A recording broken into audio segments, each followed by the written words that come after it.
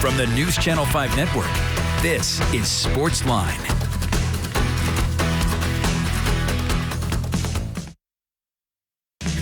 Hey there, Titans Talk on your television. Steve Layman here with you. Glad you are here with us on this Monday night on News Channel 5. Plus, it's a disappointing Monday if you're a Titans fan because it was not a particularly good effort yesterday up there in New England. They battled. They had a game plan. They went up there to try to fight through all the injuries and take on the hottest team in the AFC. And for a half, they did. For a half, they were able to go toe-to-toe and be physically right there in the football game and have a chance. But ultimately, the mistakes did them in again, and it looked kind of similar to the Texans game. 4 turnovers offensively, no turnovers produced defensively. And you throw in some special teams woes as well. You've got a missed field goal, you've got a missed extra point, and multiple penalties in that facet of the game. Really changed field position throughout. And here's the bottom line when you look at this team. Look, the Patriots are good. Going up to Foxborough and losing is not a crime for the Titans by any means. But here's the bottom line. The Titans are not the same team right now, given all the injuries, that they were even a couple of weeks ago, but certainly a month ago, when they were rip-roaring through the AFC and climbing to the top of the AFC standings and power rankings around the league. They were a completely different team. Derrick Henry was running wild. A.J. Brown, even Julio Jones were catching passes. Ryan Tannehill had more confidence. The defense was flying around. They were in quarterbacks' faces and getting sacks. And Kevin Byard was coming up with interceptions and fumbles, and they were turning people over. All of that was happening. Special teams was winning its battles. But what has happened since then? You've seen guy after guy after guy go down with injury. And it is just impossible to keep that up. And the Titans, for a long time, kept it up with their next man up mantra. They said, whoever the next guy is, whether you're a backup, whether you're on the practice squad, it's your time to go and get out there and go produce for us. And they did that within the system for several weeks as the injuries started to mount.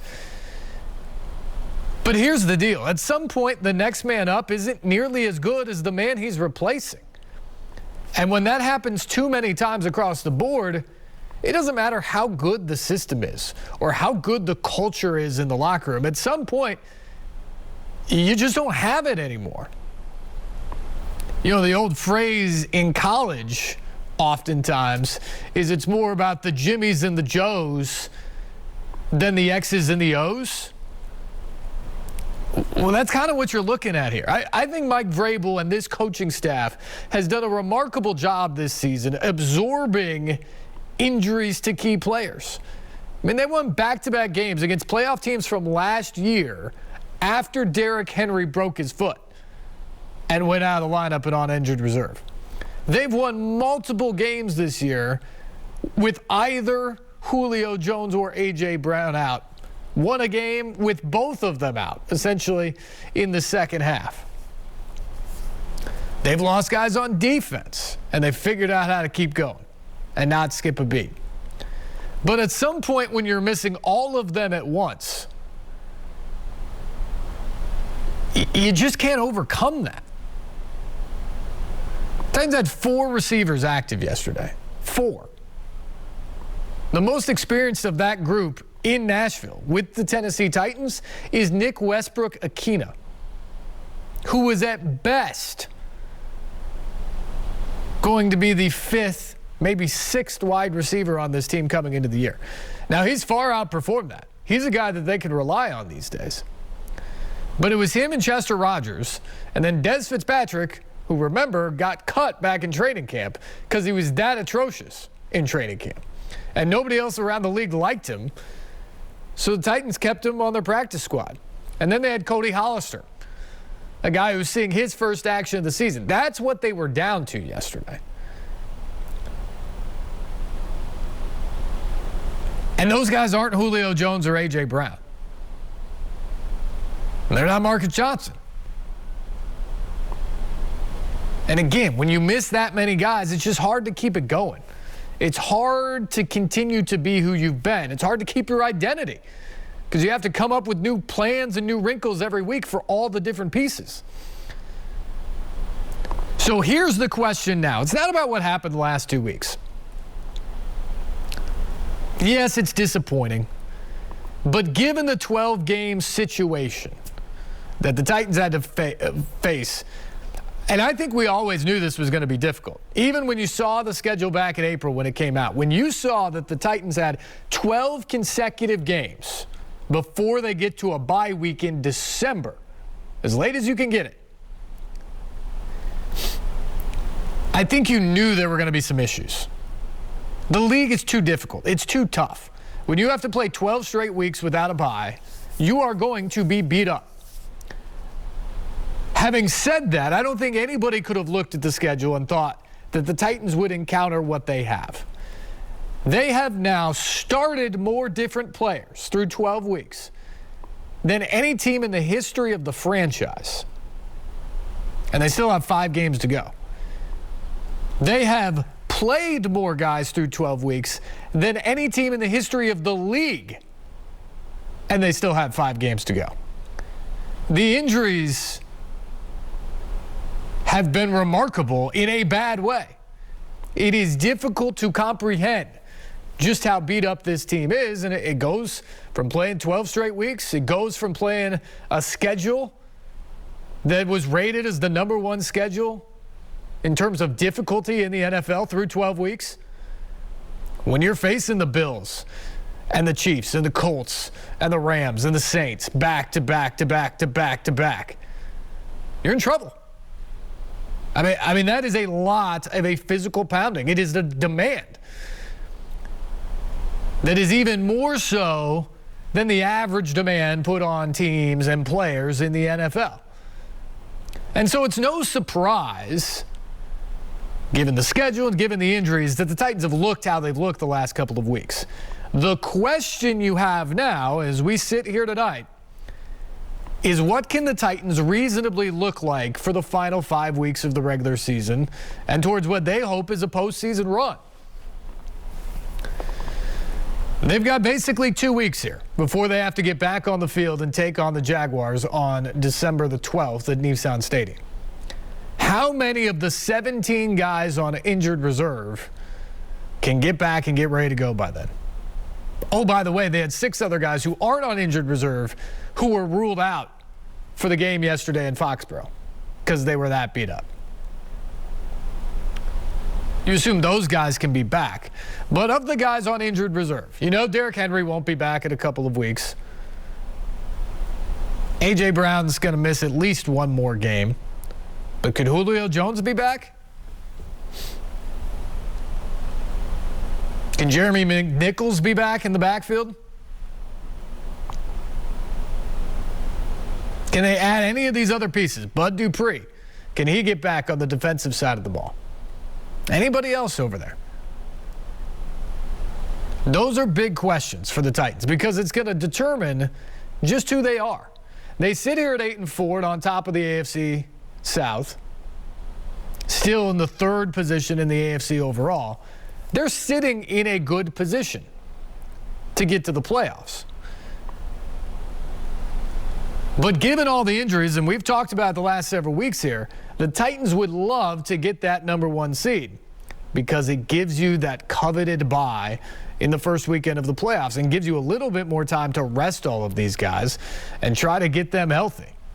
After playing 5 more weeks, having that 1 week to pull everybody back and get them healthy before then trying to go on the playoff run would be huge for anybody, but especially this team this season. Can they do it? The schedule shapes up pretty well. 3 of the final 5 are at home. None of the final 5 opponents have a winning record at the moment. The Steelers are the best team at 5-5-1. And that will be a difficult trip on the 19th of December. You've already beaten the Jags. You get them at home now. You're going to get the 49ers, who are playing well despite their losing record, at home on a short week, a Thursday night game where San Francisco has to do all the traveling. Miami's playing better, but has a losing record. And then you have that chance to get payback against the Texans team that shouldn't have beat you the first time around and shouldn't beat you the last time around either. So after playing the most difficult schedule in the league, the Titans now have the easiest rated schedule over the final 6 weeks. 5 games for Tennessee, 6 games for just about everybody else. Can they take advantage of that? Will they be healthy enough to take advantage of it? That's really the million-dollar question at this point. Who can they get back? Who can they trust? And what will they look like? Can they get back to the team that beat the Bills, that beat the Chiefs, that beat the Colts, that beat the Rams? Because we haven't seen that the last 2 weeks. And yes, there's some other things that go into that. You can't have 9 turnovers in 2 games and not get any on the defensive side of the ball. But a lot of that, to me, goes back to who's out there. People are going to look at Ryan Tannehill and say 5 interceptions, that's bad. It is. He'll be the first one to tell you that. But who's he throwing to? You look at who Ryan Tannehill's throwing to, and we went down the list of the wide receivers. It's different. It's just a different job right now. The play action game the Titans want to do? Well, there's no Derrick Henry to play action off of. Yesterday they were able to do it because they ran for 270 yards. But you just have to force things a little bit more. And defensively, some of those guys are still playing. But you know that some of those guys are pretty beat up right now. They're tired, they're worn out, they're injured, and they're battling through, but they're not as effective right now as they were maybe a couple of weeks ago. And that's what the Titans have to get back to. They have to get back to health. And then they have to get back to making some plays to get some of that swagger back that they had a few weeks back. Look, this team is still in a good position. They're still in a position to win the division again. They're still in a position to get to the playoffs again. Hosts at least the first round. But you do have to be concerned now. And we asked the question a few weeks ago. And for a while they kept proving us wrong. But at some point, the tide of the injuries versus the quality of the product on the field, it didn't seem sustainable. And we kept asking, when does the dam break? When is it no longer sustainable? And they'd go win again. And you'd ask the question. And they'd go win again. Well, then the Texans game happened and they didn't win. And they lost even more guys to injury. And I think you looked at it then and said, uh-oh, maybe this is where it turns. And it was even worse yesterday in New England in terms of the amount of bodies that were available to go. The question now is, does this bye week, which I can't say comes at a perfect time because the perfect time would have been 4 weeks ago, but comes at a time that it is desperately needed for this team, given what they've gone through physically and mentally with the losses the last couple of weeks. Can this buy them enough time to get a handful of guys back? Can it put them in a better frame of mind to come down the stretch? Can this team get its mojo back off of this bye? That's got to be the hope. That's got to be the hope right now for the Titans.